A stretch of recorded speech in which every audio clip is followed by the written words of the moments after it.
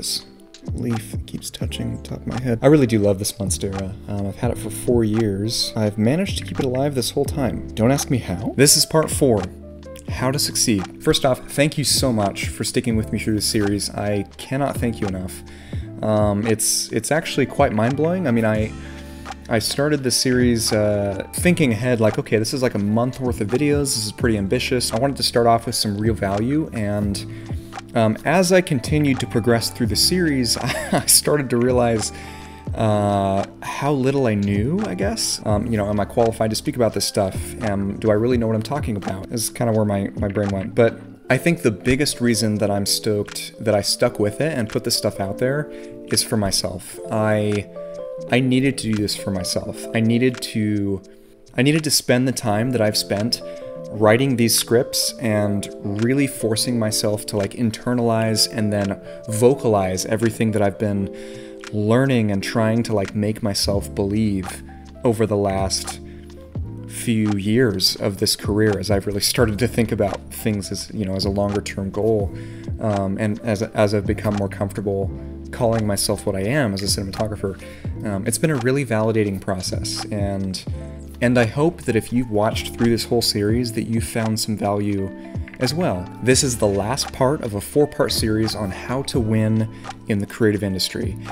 And this is the culmination of everything we've talked about. This is it. This video is simply dedicated to taking everything we've talked about in the last 3 videos and culminating this into at least just a few like concrete takeaways so that you can end this series and be like, okay, I know what I need to do, and get myself on the track of like putting in the work to build a solid foundation of, you know, skills, traits, and beliefs. So to recap, so far in this series, we've talked about how to learn, how to compete, and how to invest. We talked about how a lot of the time we don't do things because we haven't broken them down to their most basic form. The more skilled you are, the more general of a command you can follow. We've talked about meta skills, which are just skills that allow you to acquire other skills, and how if you feel stuck, investing in your ability to learn new things is just a great place to start. We covered how your network is everything and how you can compete while maintaining respect within the industry by looking for ways to help other people build themselves up, and by genuinely building relationships. I also proposed that your best tactic for competing successfully is to just stay consistent, always looking for, you know, new people to meet and ways to jump in and help other people succeed. And finally, we talked about how there's many ways to invest, but the best thing to invest in is yourself. If you build the foundational skill set, mindset, and knowledge base, you can succeed, even if everything is taken away from you and you're left with nothing. Put everything you have into making better connections, you know, attending speakers, reading books, watching videos, and practicing those skills so you can hone them to be razor sharp. Be the creative equivalent of someone who can be stripped of everything and still make the magic happen. And remember, no one will care as much as you do about your success. So do everything you can to impress the future version of yourself, because that is the definition of winning. Okay, so since we're on the topic of how to succeed, we need to talk about brand, because creators are brands. The word brand goes back to like livestock ranchers when they would literally sear their family logo onto their livestock to help influence the way people would react if they found one of those branded livestock roaming around outside that person's property. So it started as a way to say, hey, this is my cow, and by putting my family crest on this cow, I'm influencing the way you treat it because of the association of my name. So in terms of marketing, a brand is just a collection of associations that a person collects together to influence people to buy their stuff. So for instance, Patagonia, that's the brand of the sweater that I'm wearing.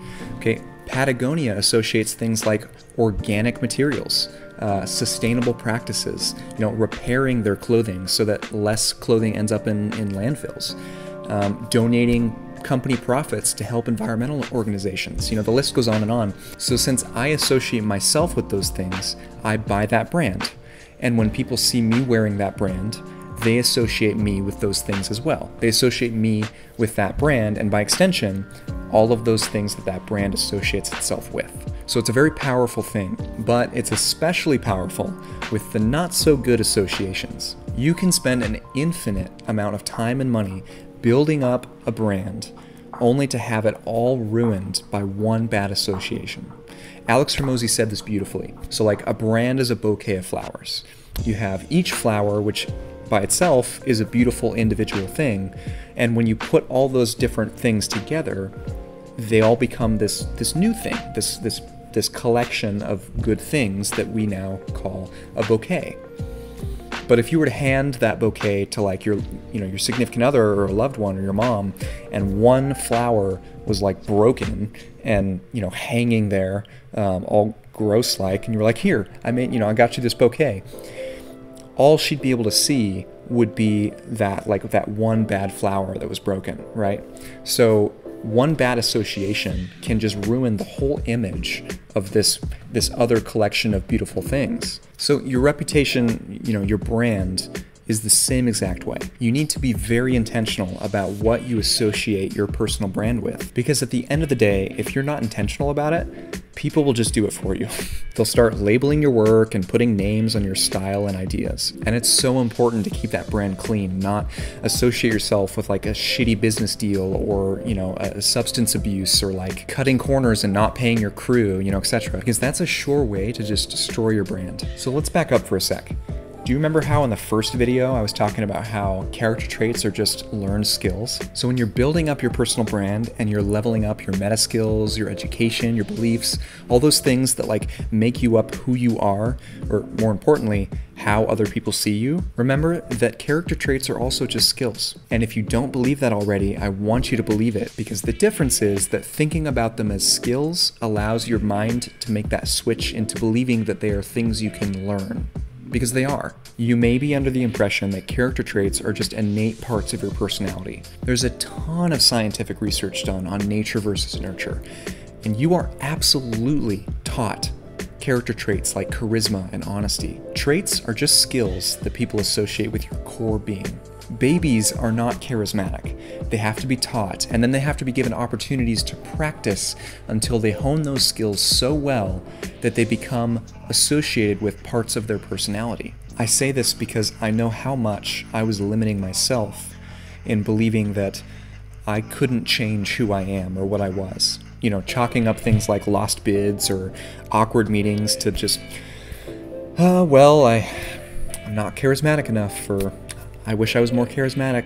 I guess that's just who I am. I've worked so hard to switch that belief around and really try and hone those traits that I thought were just innate parts of my personality for so long, because they're absolutely skills and they're absolutely things that you can change. Remember, your core brand is comprised of just 3 things: your traits, your skills, and your beliefs. Okay, so have I hammered this idea enough? You are the only limitation to your success. And if you feel stuck, you may need to invest a lot of time into rebuilding like a solid foundation of traits, beliefs, and skills. So here are some concrete resources for where to start. Here's some book recommendations. Also, did you know that Spotify has audiobooks? Just a pro tip. I'd recommend starting with any one of these. Outliers by Malcolm Gladwell, Get It Done, Surprising Lessons from the Science of Motivation, Think and Grow Rich by Napoleon Hill, $100 Million Offers by Alex Hormozi, Think Faster, Talk Smarter by Matt Abrahams, Make Time by Jake Knapp and John Zeratsky, The 4-Hour Workweek by Tim Ferriss, Rich Dad Poor Dad by Robert T. Kiyosaki, Create versus Copy by Ken Witzman, Made to Stick by Chip Heath, and The E-Myth Revisited by Michael E. Gerber. As for some podcasts, I recommend these: Creators or Brands by Tom Boyd, The Game by Alex Hormozi, Bigger Pockets Business and Bigger Pockets Money, What Works, NPR Planet Money, The Jocko Podcast with Jocko Willink, and Creative Pep Talk.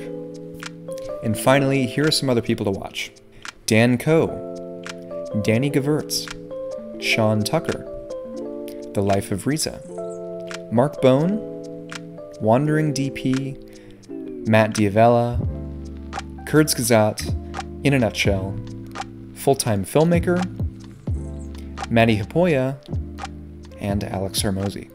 My friends, I made this series as much for you as I did for myself. It was a way to just dump everything that I've been working so hard to make myself believe about success and reinforce my ability to believe in myself. It's been a really hard career so far, but also incredibly rewarding. And I would not be near the person I am today if I had chosen to do something different with my life. I'm so stoked to build this channel into a collection of helpful resources about business and the creative industry. And who knows, maybe someday expand into other, larger topics like business in general. Your ability to succeed is not limited by your background or your socioeconomic status or your family. It doesn't depend on having a trust fund or making friends with a millionaire or winning the lottery. Your only limitation is your skill set, your traits, and your beliefs. Your only limitation is you.